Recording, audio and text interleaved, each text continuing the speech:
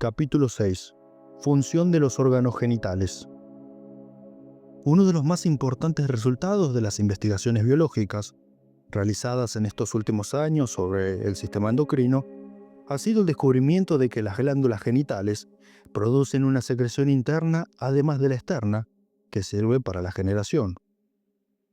Aunque los fisiólogos de la escuela tradicional no admiten esta afirmación, es lo cierto que explica muchos fenómenos observados desde tiempo inmemorial por los ocultistas y otros pensadores en el proceso de la regeneración.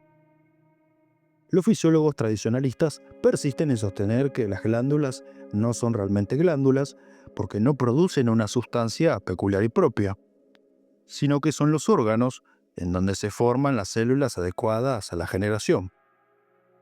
Dicen por otra parte los fisiólogos tradicionales que es impertinente y motivado a confusión llamar glándulas a las cápsulas suprarrenales y a los cuerpos pineal y pituitario. Sin embargo, contra estas rutinarias opiniones se levanta la ciencia demostrando que las glándulas sin conducto excretor o endocrinas elaboran hormonas o secreciones internas que tienen eficaz empleo en opoterapia y cuya falta o deficiencia determina morbosidades, anomalías y a veces graves perturbaciones funcionales en el organismo. Los biólogos modernos afirman que las glándulas genitales, estas son los testículos y los ovarios, no solo producen respectivamente las células espermáticas y las germinales, sino también otras sustancias que influyen beneficiosamente en la economía individual y favorecen el normal desarrollo del feto. Los histólogos franceses, Ansel y Bowen, han demostrado que el testículo está constituido por dos glándulas, una que produce el semen y otra que es de secreción interna y se llama intersticial. Si se extirpa la glándula espermática o seminal de un macho, dejando intacta la intersticial, conserva el animal todos sus caracteres sexuales de masculinidad. Los caballos y cerdos que tienen degenerada la glándula seminal y en cambio permanece íntegra la intersticial, ofrecen todos los caracteres de machos. Si se le inyecta un capón, el extracto testicular de cerdo piptórquido, o sea, extracto casi puro de glándula intersticial, reaparece en la cresta y las barbas, vuelve a cantar y denota instinto sexual.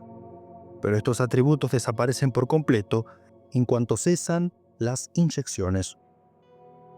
La hipertrofia o desmesurado desarrollo de las glándulas intersticiales, a que algunos fisiólogos modernos denominan también específicas, ocasiona la exageración de las características subalternas del sexo. El profesor Marro, de la Facultad de Medicina de Turín, cita fotográficamente documentado el caso de un niño de 9 años de edad que tenía hipertrofiadas las glándulas intersticiales y por su aspecto robusto, vigoroso, con pelo de barba, facciones viriles e inteligencia despierta, representaba un joven de 20 años.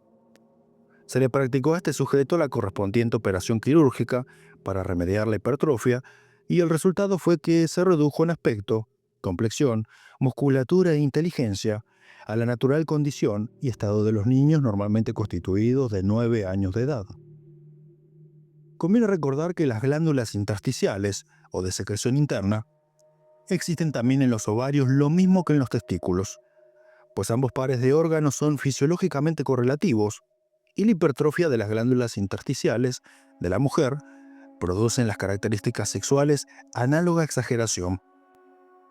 Así lo demuestra el caso de una niña judía que a los 3 años y medio de edad presentaba todo el aspecto y reunía todas las circunstancias fisiológicas de una mujer adulta, resultando de ello una repulsiva monstruosidad. Se ha comprobado que los testículos y los ovarios elaboran secreciones internas cuya definición genérica expone la endocrinología como sigue.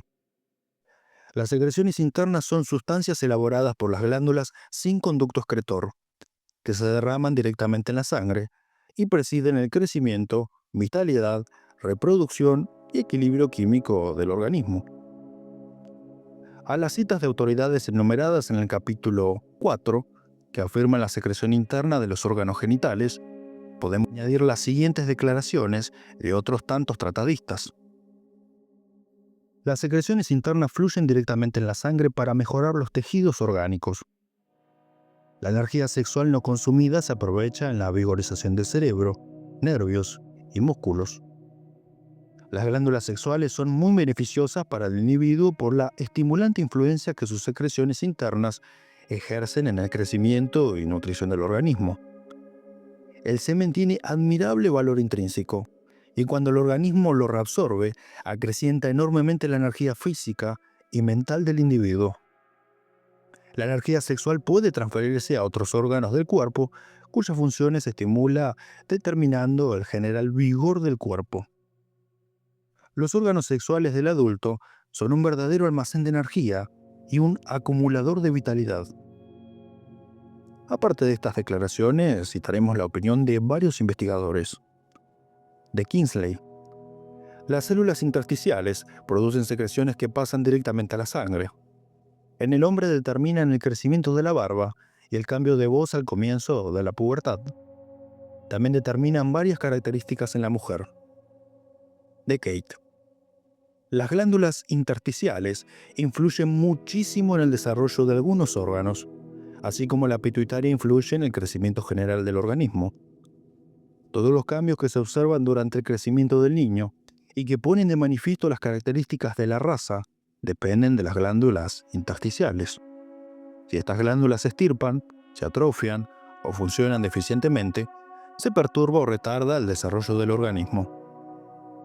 Los efectos producidos en el hombre y en los animales por extirpación o enfermedad de las glándulas genitales son evidentes y no dejan duda de que secretan alguna sustancia que, derramada directamente en la sangre, influye en la condición física y mental del individuo. Por ejemplo, todos sabemos cuánto difieren las características del capón y del gallo, del garañón y del caballo castrado, del toro y del cabestro, del hombre viril y del eunuco. A consecuencia de la castración se observan señaladas mudanzas físicas y mentales. El cuerpo pierde sus características masculinas y se hace tardo y pesado. Los ojos apagan su mirada, la voz se atipla, el valor mengua, las aspiraciones se desvanecen y se manifiestan la sumisión y la cobardía. Análogos cambios físicos y mentales se observan en las mujeres y hembras de animales desprovistas de ovarios, las cuales adquieren algo de masculinidad. Han comprobado los biólogos que las semillas de las plantas y los óvulos de los animales están constituidos por una sustancia concentradamente nutritiva, y lo mismo ocurre en algunos casos con el epitelio de la semilla y del óvulo. De este modo proporciona a la naturaleza el necesario alimento a la nueva forma de vida hasta que sea capaz de extraerlo del exterior.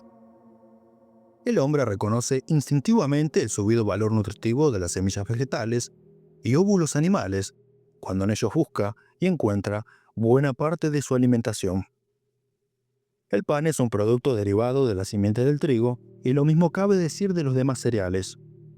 Las nueces, almendras, castañas, bellotas y santes y habas son también semillas vegetales y los huevos de un óvulo animal. Estas nutritivas sustancias provienen de las secreciones internas del animal o de las células sexuales de la planta, pues, indudablemente, es una de las varias funciones de los órganos sexuales. Por otra parte, en la secreción láctea hay algo más de las sustancias nutritivas que contiene. Todos estos fenómenos biológicos han inducido a los investigadores a declarar que las glándulas sexuales del hombre y de los animales secretan una sustancia de sutil naturaleza química que, incorporada a la sangre, se difunde por todo el organismo y vigoriza las células, incluso las del cerebro y el sistema nervioso. Algunos biólogos han llegado al extremo de aventurar la idea de que los achaques de la vejez provienen de la disminución de las secreciones internas. De hipótesis pasó esta idea a teoría con los subsiguientes experimentos para contrastarla, resultando de ellos la probabilidad de que, introducidas en el organismo las sustancias peculiares de las secreciones internas, produjesen notables cambios fisiológicos. Además, se conjeturó que las anormalidades causadas por la falta o deficiencia de las secreciones internas podrían remediarse introduciendo en el organismo la cantidad necesaria de dichas sustancias.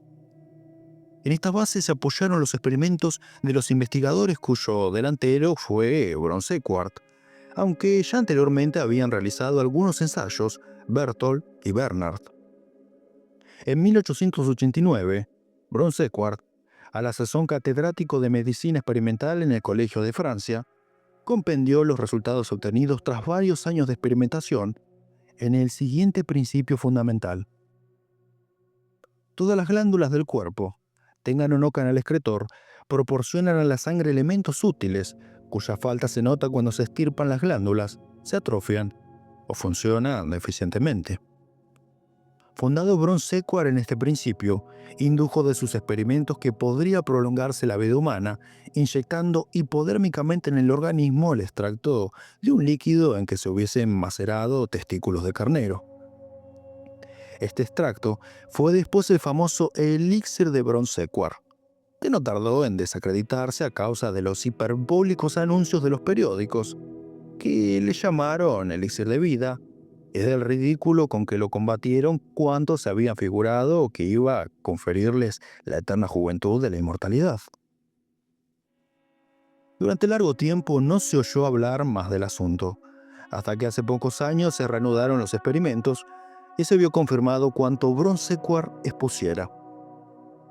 Un tratado de fisiología dice respecto a Bronsekuart y su obra: recientes experimentos han corroborado las afirmaciones de Bronsekuart, quien administró personalmente con maravillosos efectos estimulantes y rejuvenecedores su elixir preparado con testículos de cordero.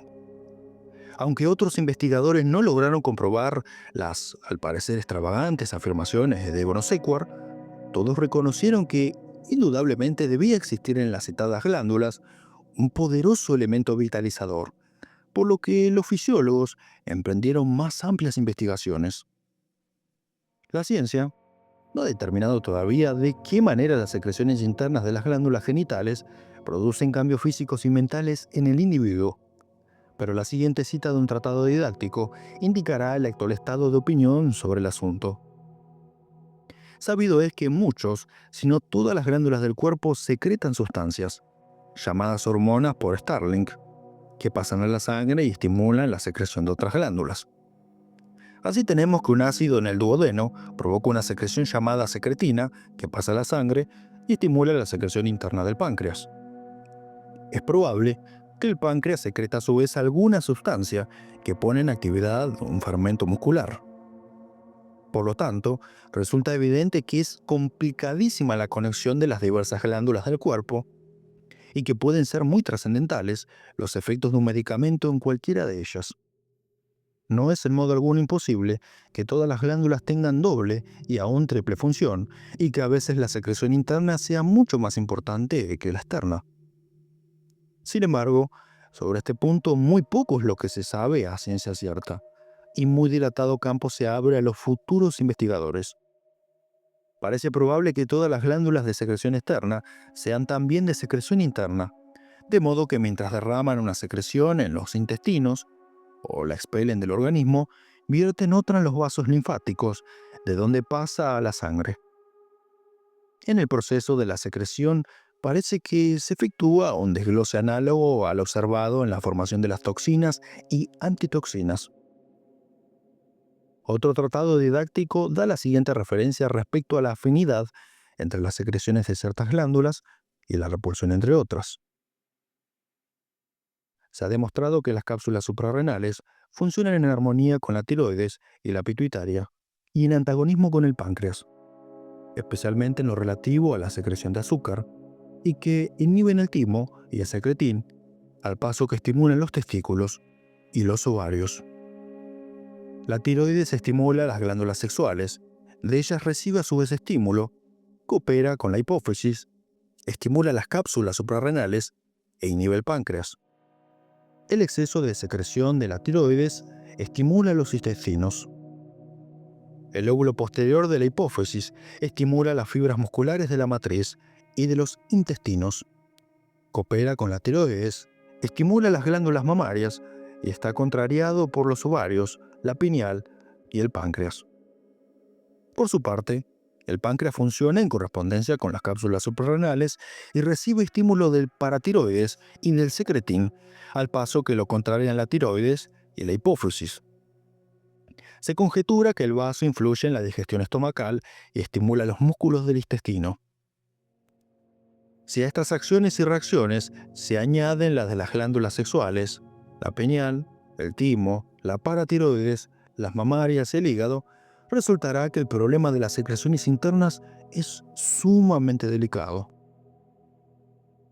Una de las más significativas insinuaciones de la ciencia es la que señala la estrecha afinidad entre las glándulas genitales y la tiroides. En este respecto puede también señalarse la íntima relación entre las glándulas genitales y el cerebro, y entre el cerebro y la tiroides. Parece que tenemos así un triángulo de acción simpática, o afinidad de proceso, cuyos vértices son el cerebro, la tiroides y los genitales. No hay necesidad de detenernos a considerar la afinidad entre el cerebro y los genitales, porque de sobra se conoce. Notorio es que el excesivo trabajo mental debilita los órganos sexuales, mientras que la excesiva actividad sexual debilita las facultades intelectuales. En cuanto a las demás fases de la trina actividad, señalaremos en primer lugar la afinidad entre la tiroides y los genitales, y en segundo lugar, la entre el cerebro y la tiroides y los genitales, con la particularidad de que la deficiente o nula secreción de esta glándula determina el cretinismo, la idiotez o la imbecilidad. El tratamiento de la debilidad mental por medio de la tiroidina ha resultado muy eficaz. En esto vemos la estrecha relación entre el cerebro, la tiroides y los genitales. Dice sobre el particular un tratadista: por influencia de la tiroidina, desaparecen los síntomas de la mixedema y recobra el enfermo la salud. Cuando en el niño falta la glándula tiroides, se retarda el crecimiento del cuerpo y sobreviene el idiotismo. En estos casos puede curarse la enfermedad con inyecciones de tiroidina. Cualquiera que sea la explicación que se dé, no cabe duda de que el extracto preparado con la secreción interna de los órganos genitales produce frecuentemente admirables efectos cuando se administra por inyección hipodérmica u otro medio terapéutico. Desde la época de Bron-Sequard, ha habido varios entusiastas investigadores de este problema biológico que no publicaron sus resultados por razones de prudencia en vista del fracaso de los precedentes experimentadores. Sin embargo, los periódicos y revistas profesionales han citado algunos casos de rejuvenecimiento vital por administración terapéutica de extractos de las secreciones de los testículos y ovarios. Es un tratado de fisiología de criterio tradicional. Aunque el extracto de la secreción de los testículos no goza de mucho favor, se ha empleado en el tratamiento del histerismo, neurastenia, ataxia locomotora, epilepsia y demencia. El extracto de la secreción de los ovarios produce análogos, aunque no tan eficientes efectos. El extracto del cuerpo lúteo determina muy intensos resultados en la clorosis, en los desarreglos nerviosos subsiguientes a la oforectomía y durante la menopausia. Pero es necesario administrar todos estos extractos con suma prudencia. Sin embargo, la más concluyente prueba de los efectos que en cuerpo y mente determinan las secreciones internas de las glándulas genitales nos las ha suministrado la operación quirúrgica llamada del injerto de dichas glándulas en el hombre y en los animales. Los relatos de este aspecto de la cirugía moderna parecen cuentos de hadas, y los cirujanos que practican el injerto se exponen a que, como le ocurre a Bron-Sequard, caiga sobre ellos el ridículo si los resultados defraudan las esperanzas del vulgo de las gentes, que no advierten que todavía está este problema en el periodo probatorio.